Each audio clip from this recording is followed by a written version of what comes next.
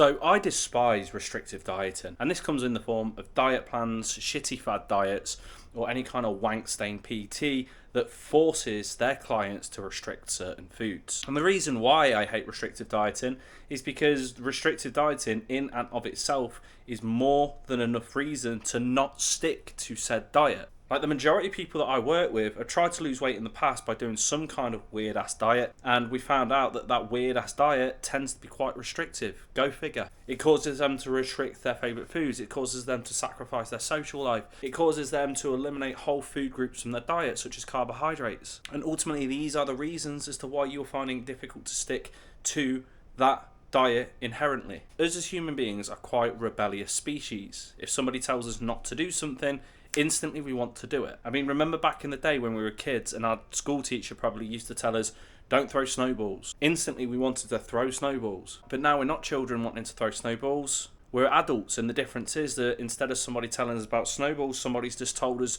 not to eat chocolate or not to eat cake or not to eat anything like that. And I'm going to prove to you that the reason as to why you can't stick to a diet is that it's too restrictive. I'm going to flip around this whiteboard, and what I want you to do is categorically not look at what's written. I just want you to look at my eyes. Okay, you ready? 3, 2, 1. Right, continue to look at me, okay? Don't look at the whiteboard, whatever you do.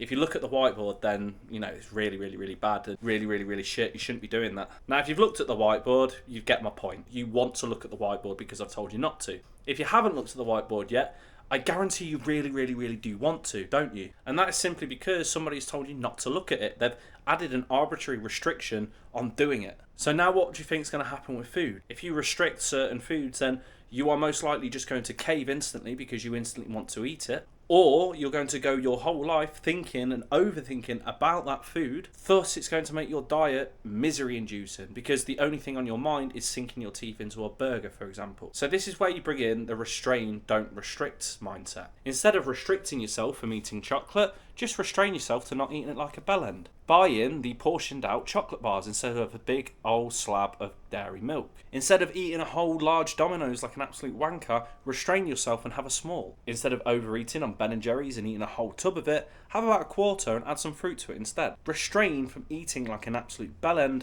rather than restricting completely. You'll be way more likely to stick to your diet as a result, and you'll be way more likely to get results, and better yet, you won't feel like a miserable wreck. Have you looked at it yet? If you haven't, fair fucks, you are stronger willed than a lot of people. I hope that helps and I hope that makes sense. If you've got any questions, please feel free to comment below. I'd be more than happy to answer them for you. If you like this video, give it a like. And if you want to catch any more free fitness or fat loss based content without any bullshit as always, make sure that you're either following my Instagram at k.p_health or subscribe to this channel. Peace.